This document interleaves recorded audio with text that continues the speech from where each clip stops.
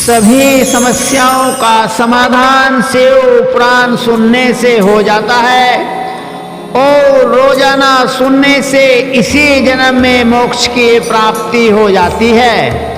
शिव पुराण श्री वायवीय संहिता काम्य कर्म निरूपण आज के शिव पुराण का अध्याय है। श्री कृष्ण बोले, हे महर्षि, अब आप मुझसे शिव धर्म के अधिकारी पुरुषों का कर्तव्य कर्म निरूपण करें। उपमन्यु बोले, हे कृष्ण, कर्म ऐहिक और आयुष्मिक दो प्रकार के होते हैं, जिनमें आयुष्मिक कर्म क्रिया में, तपो में, जन्म में, ध्यान में, सर्व में आदि कुल 5 प्रकार के होते हैं।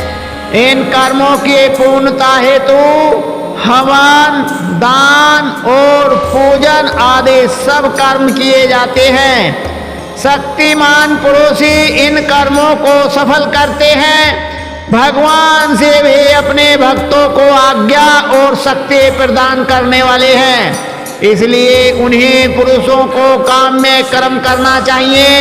यह काम्य कर्म इस लोक और परलोक दोनों में परम फलदायक है।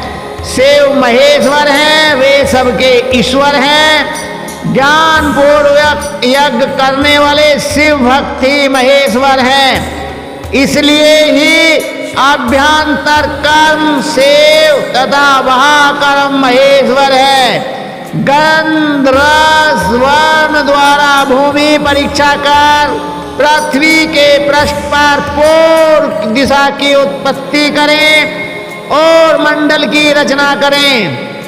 फिर सर्वेश्वर महेश्वर का पूजन करें। 3 तत्वों से युक्त त्रिलोकीनाथ भगवान शिव की मूर्ति के समक्ष शक्ति का आह्वान करें। तत्पश्चात 5 आवरणों का पूजन शुरू करना चाहिए। उपमन्यु बोले, हे श्री कृष्ण, सबसे पहले भगवान शिव के दक्षिण में बैठे गणनायक, बाईं ओर कार्तिकेय एवं चारों ओर ईशान से संघोजात का पूजन करें। द्वितीय आवरण में पूर्व दिशा के बाईं ओर से शक्ति, सूक्ष्म तत्व, पश्चिम में शक्ति, उत्तर दिशा में ईशान कोण का रुद्र सहित पूजन करें। तृतीय आवरण में शिव जी की 8 मूर्तियों का पूजन करें। फिर विषेंद्र का पूजन करें। तत्पश्चात दक्षिण में नदी, उत्तर में महाकाल, शास्त्रों, अग्निकोण एवं मातृकाओं का दक्षिण दिशा में पूजन करें। श्री गणेश को नेस्तृत्य कोण में पूजें।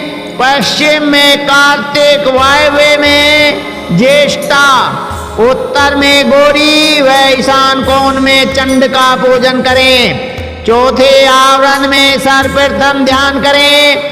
फिर पूर्व में भानु, दक्षिण में ब्रह्मा, पश्चिम में रुद्र, उत्तर में श्री हरि विष्णु का पूजन करें। आदित्य, भास्कर, भानु, रवि का पूजन करने के बाद 8 ग्रहों का पूजन करें। 5वें आवरण में देव योनि का पूजन करें और फिर देवेश का पूजन करते हुए पंचाक्षरी मंत्र का जाप करें। पूजन करने के पश्चात भगवान शिव पार्वती को सभी भोग अर्पित करें। फिर स्तुति गायन करें और ओम नमः शिवाय का 108 बार जाप करें। कर्मानुसार गुरुदेव का पूजन करें। सभी आवरणों के साथ देव विसर्जन करें। सब सामान गुरुदेव को अर्पित करें। यह योग योगेश्वर कहलाता है, जो चिंतामणि तुल्य है। उपमन्यु बोले, हे श्री कृष्ण, अब मैं आपको पंचवरन नामक पवित्र स्तोत्र सुनाता हूँ। हे जगन्नाथ, प्रकृति से सुंदर नित्य चेतन स्वरूप की सदा जय जयकार हो। हे सरल स्वभाव वाले पवित्र चरित्रवान सर्वशक्तिमान संपन्न पुरुषोत्तम, तुम्हारी सदा ही जय हो।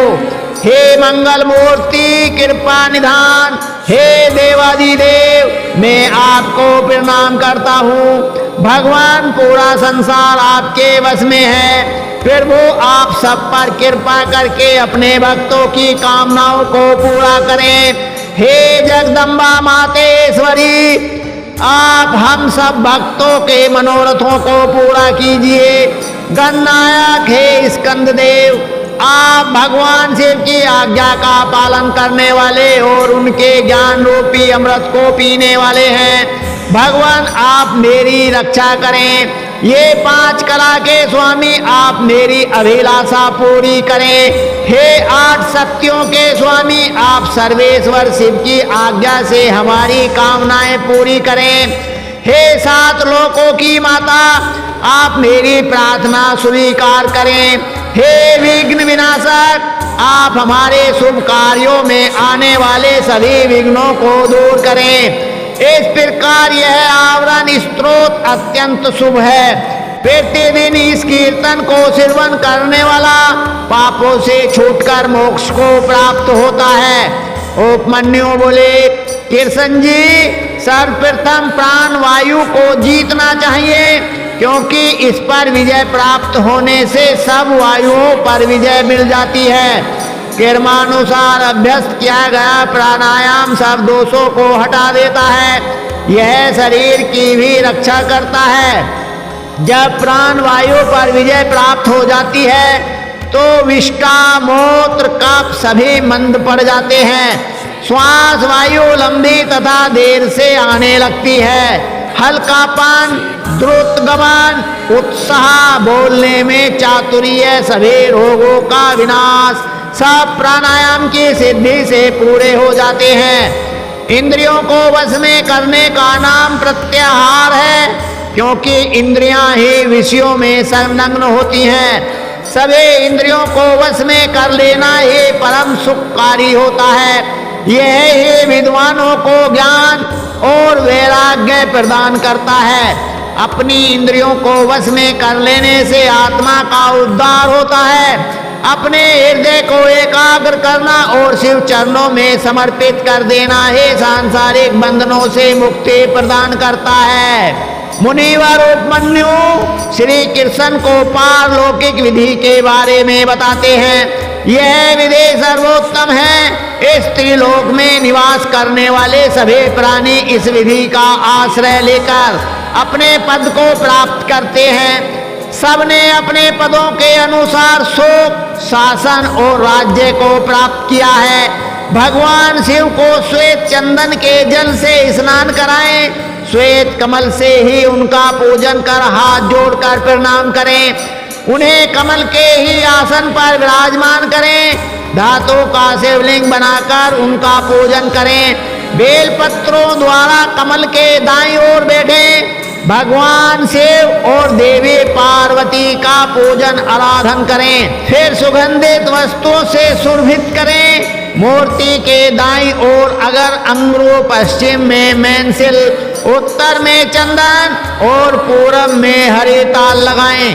तत्पश्चात भगवान शिव की मूर्ति के चारों ओर गूगल और अगर की धूप दें। फिर उन्हें नए वस्त्र पहनाएं। फिर उन्हें खीर का नैवेद्य अर्पित कर घी का दीपक जलाएं। मंत्रोच्चारण करते हुए शिव जी की परिक्रमा करके हाथ जोड़कर प्रार्थना करें और अपने द्वारा किए गए अपराधों के लिए क्षमा याचना करें। इस प्रकार पूजन करने से मोक्ष की प्राप्ति होती है।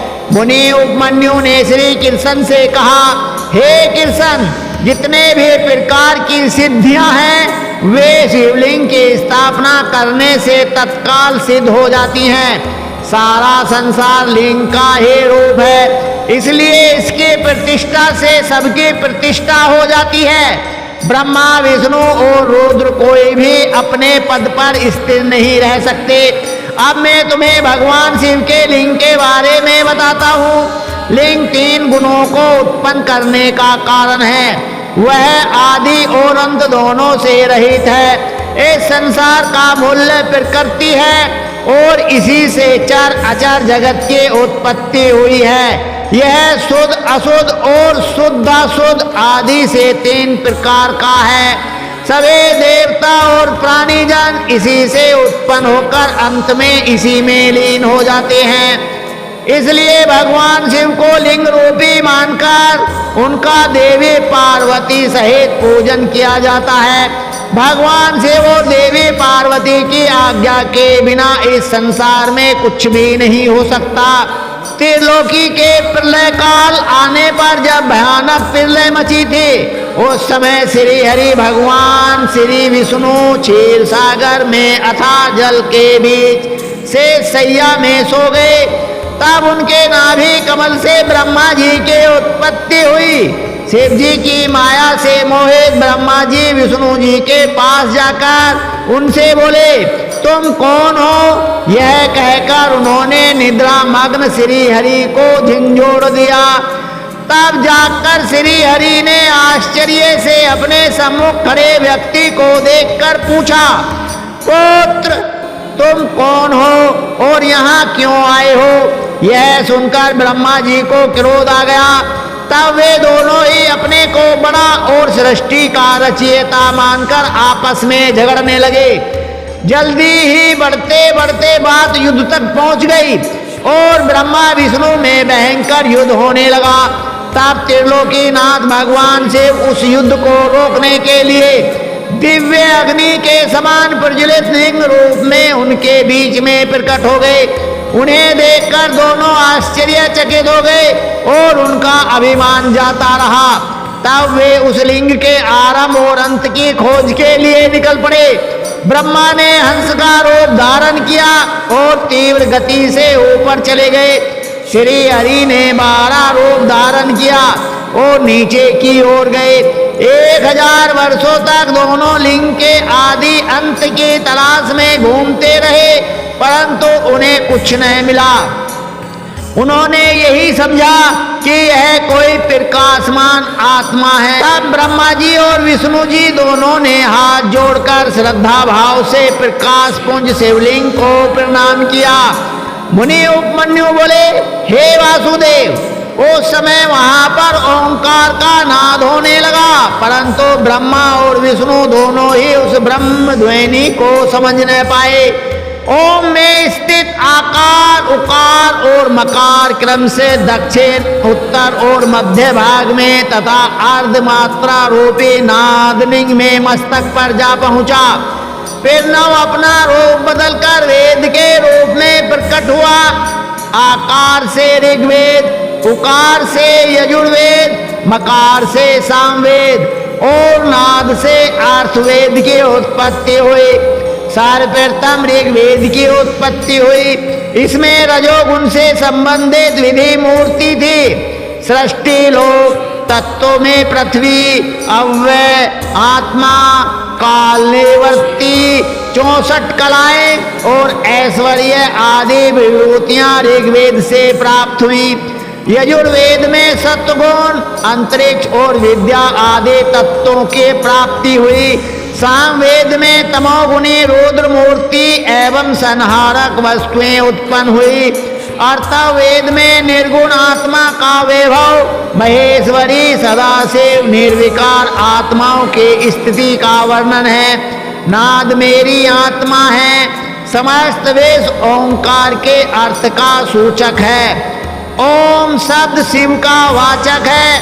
शिव और प्रणव में कोई अंतर नहीं है। संसार के रचनाकर्ता ब्रह्मा, रक्षक विष्णु और संहारक रुद्र हैं। रुद्र ही ब्रह्मा विष्णु को अपने नियंत्रण में रखते हैं। वे शिव ही सब कारणों के कारण हैं।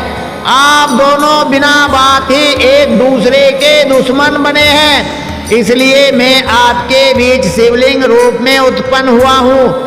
यह सुनकर ब्रह्मा और विष्णु दोनों का ही अभिमान टूट गया और वे भगवान शिव से बोले, हे ईश्वर, आपने हमें अपने चरण कमलों के दर्शन का सुअवसर प्रदान किया है। हम धन्य हो गए हैं। हमारा अपराध क्षमा करें। तब भगवान शिव बोले, हे पुत्रों, तुम दोनों अभिमानी हो गए थे, इसलिए मुझे यहाँ लिंग रूप में प्रकट होना पड़ा। अब अभिमान त्याग कर सृष्टि के कार्यों को पूरा करने में अपना योगदान दो। श्री कृष्ण जी बोले, हे मुनिवर, आपने मुझ पर कृपा कर इस अद्भुत कथा को मुझे बताया। अब आप लिंग और वेदी के प्रतिष्ठा की विधि भी बताइए।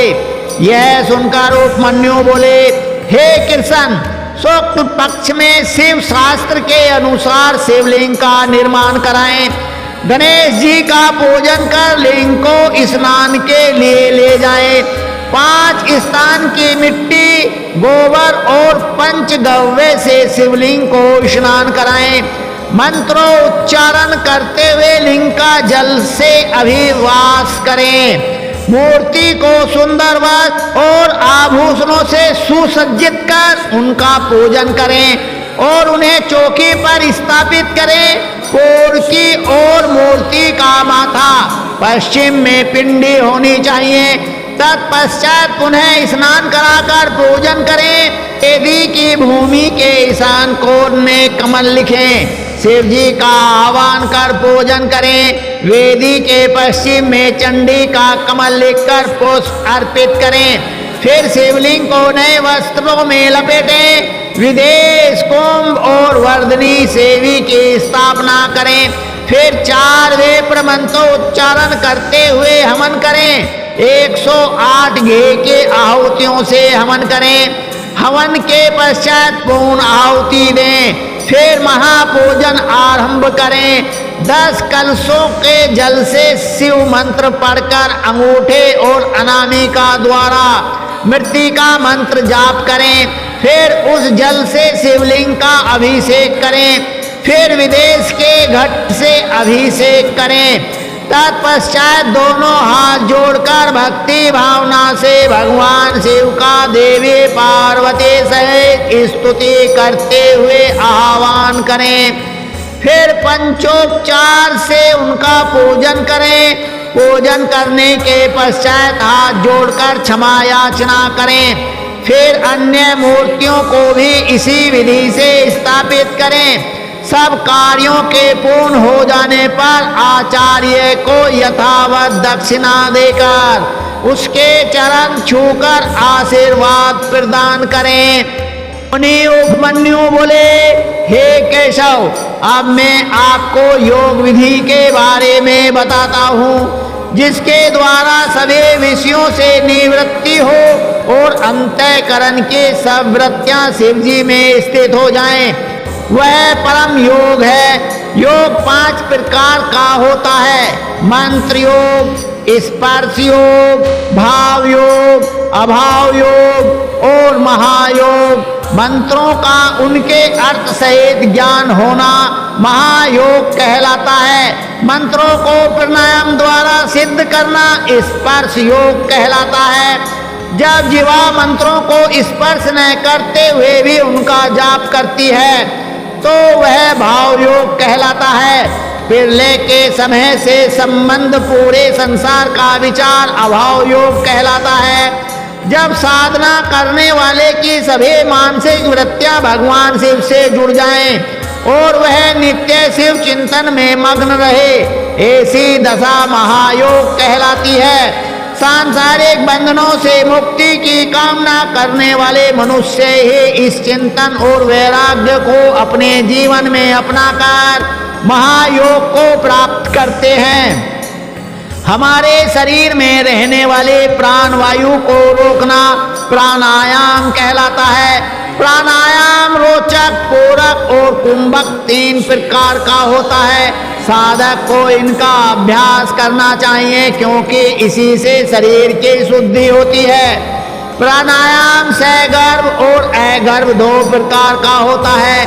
जप और ध्यान वाला प्राणायाम सगर्भ कहलाता है, परंतु जिसमें जप और ध्यान नहीं करते वह अगर्भ प्राणायाम कहलाता है। योगी जन सगर्भ प्राणायाम करते हैं। प्राण वायु पर विजय प्राप्त करने पर सभी वायु उस योगी के अधिकार में आ जाती हैं। प्राणायाम शरीर को पुष्ट, स्वस्थ और निरोगी बनाता है। इसके नियमित अभ्यास से कफ, मूत्र, पुरीस आदि कम हो जाते हैं। समस्त इंद्रियों को अपने वश में कर लेना प्रत्याहार कहलाता है। इंद्रियों को अपने वश में रखने से स्वर्ग और न रखने से नरक की प्राप्ति होती है। इसलिए अपने चित्त को एकाग्र रखना चाहिए। भगवान शिव जो कि सबके ईश्वर हैं, त्रिलोकीनाथ हैं, का ध्यान करने से योगी का कल्याण होता है। अपने पूरे शरीर के साथ साथ इंद्रियों पर काबू पाने से आत्मा का उद्धार होता है। उपमन्यु बोले, हे केशव, आलस्य, व्याधि, प्रेमदा, स्थान, संशय, चित्त का एकाग्र न होना, अश्रद्धा, दुख, वैमनस्य आदि योग में पड़ने वाले विघ्न, इन विघ्नों को सदा शांत करते रहना चाहिए। इन सब विघ्नों के शांत होने पर 6 उपसर्ग उत्पन्न हो जाते हैं। प्रतिमा, श्रवण, वार्ता, दर्शन, आस्वादन, वेदना आदि भोग के विषय हैं। यथार्थ ज्ञान प्राप्त हो जाने पर भी वे प्रकृष्ट नहीं होता, यही प्रतिमा है। यत्न के बिना जब सब कुछ हमें सुनाई देने लगता है, उसे श्रवण कहते हैं। सभी प्राणियों की बात को जानना और समझ लेना वार्ता कहलाता है। बिना कोई कोशिश किए जब सब कुछ आसानी से दिखाई देने लगे तो उसे दर्शन कहते हैं। दिव्य पदार्थों के स्वाद का नाम आस्वादन है। वेदना को सभी प्रकार के स्पर्शों का ज्ञान माना जाता है।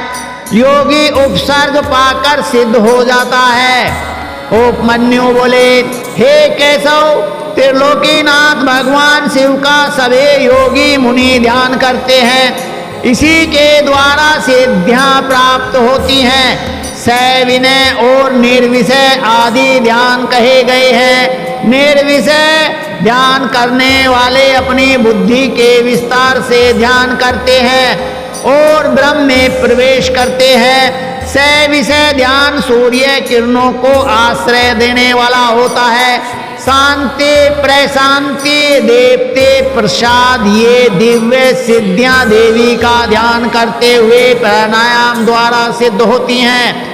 ब्रह्म और आभ्यंतर अंधकार का विनाश प्रशांति और सभी आपत्तियों का नाश शांति है। ब्रह्म अभ्यंतर प्रकाश का देव कहा जाता है। जब हमारे बुद्धि शुद्ध हो जाए, यही प्रसाद है। बाहर भीतर के सभी कार्य पूर्ण होने पर सब कारण फिर सिद्ध हो जाते हैं। भगवान शिव जो साक्षात परमेश्वर हैं का भक्ति पूर्वक ध्यान करने से सभी पाप तत्काल नष्ट हो जाते हैं। बुद्धि का प्रभाव ध्यान एवं स्मरण से होता है। समस्त ऐश्वर्य, अनिमा आदि सिद्धियां एवं मुक्ति भगवान शिव का स्मरण एवं ध्यान करने से मिलती है। देवादिदेव महादेव जी का ध्यान मोक्ष प्रदान करने वाला है। इसलिए ज्ञानी मनुष्यों को शिव ध्यान एवं स्मरण अवश्य करना चाहिए। ज्ञान योग यज्ञों से बढ़कर फल देता है। महायोगी योग सिद्ध कर लोकहित और लोक कल्याण हेतु लोक भ्रमण करते रहते हैं।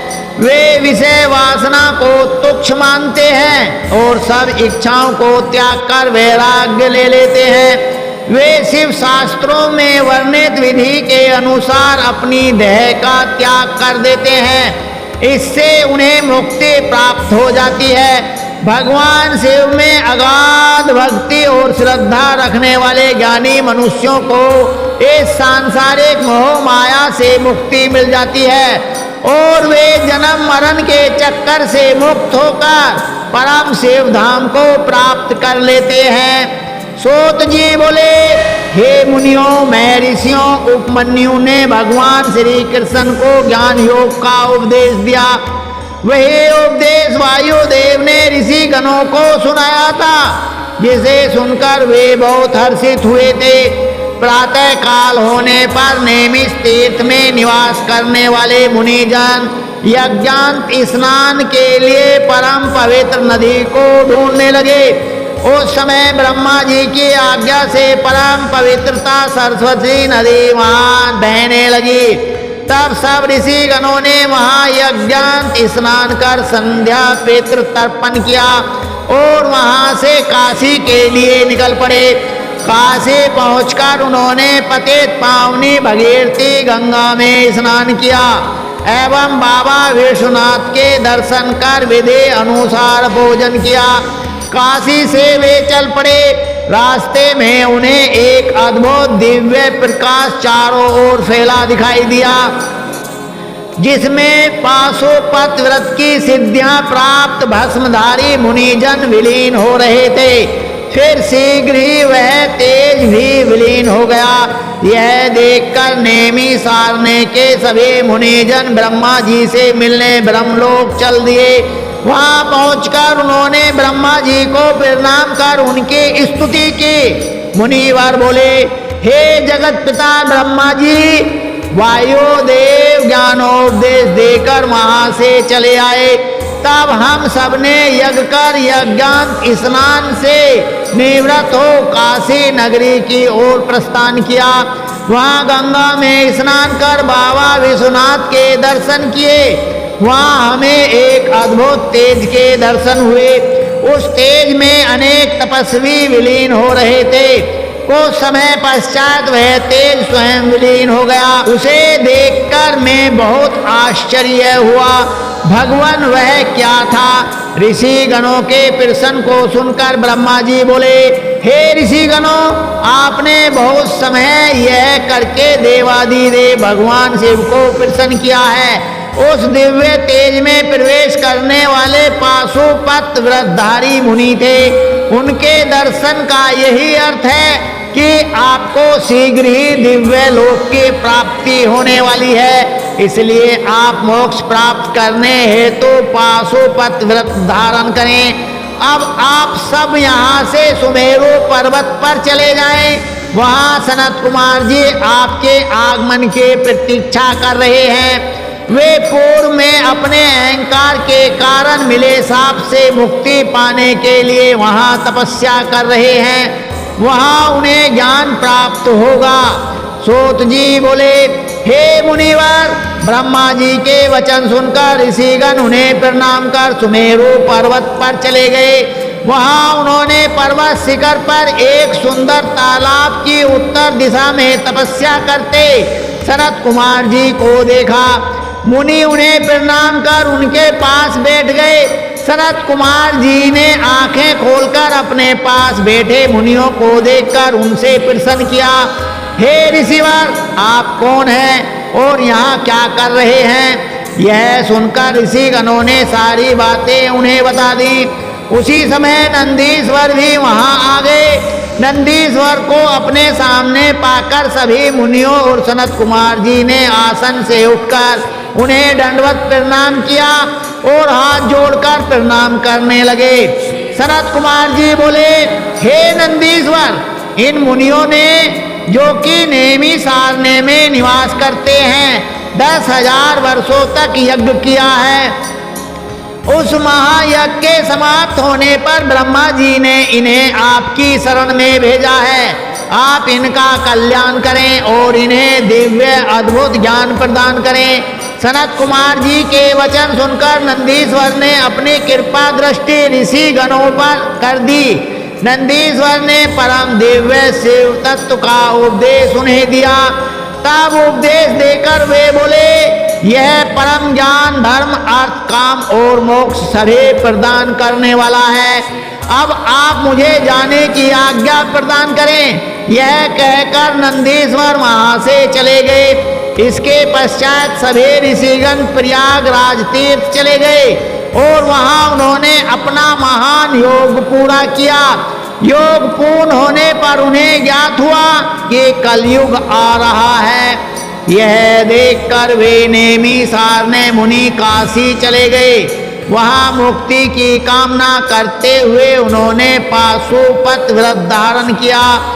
उनकी सिद्धि सफल हुई और वे शिव पद को प्राप्त हुए। श्री व्यास जी बोले, इस प्रकार यह शिव पुराण पूर्ण हुआ। इस शिव पुराण को आदर पूर्वक पढ़ने अथवा सुनने से सभी पाप नष्ट हो जाते हैं। इसे प्रथम बार पढ़ने या सुनने से सारे पाप भस्म हो जाते हैं। दोबारा सुनने से भक्तिहीन को भक्ति व भक्त को भक्ति की समृद्धि प्राप्त होती है। तीसरी बार सुनने से मुक्ति मिल जाती है। अपनी मनोकामना पूर्ण करने हेतु तो इसका 5 बार पाठ करना या सुनना चाहिए।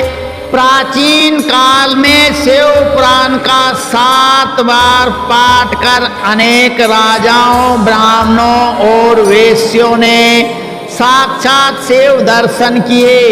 इस पवित्र ग्रंथ को भक्ति पूर्वक सुनने वाला मनुष्य संसार में सभी सुखों को भोग कर मोक्ष को प्राप्त कर लेता है। शिव पुराण भगवान शिव को बहुत प्रिय है। यह वेदों के समान भोग और मोक्ष देने वाला है। शिव पुराण का पाठ करने वाले मनुष्य पर देवादिदेव महादेव की सदा कृपा दृष्टि रहती है। वे सदा सबका कल्याण करते हैं। इसी के साथ शिव पुराण संपूर्ण। भोले बाबा की जय, शंकर भगवान की जय।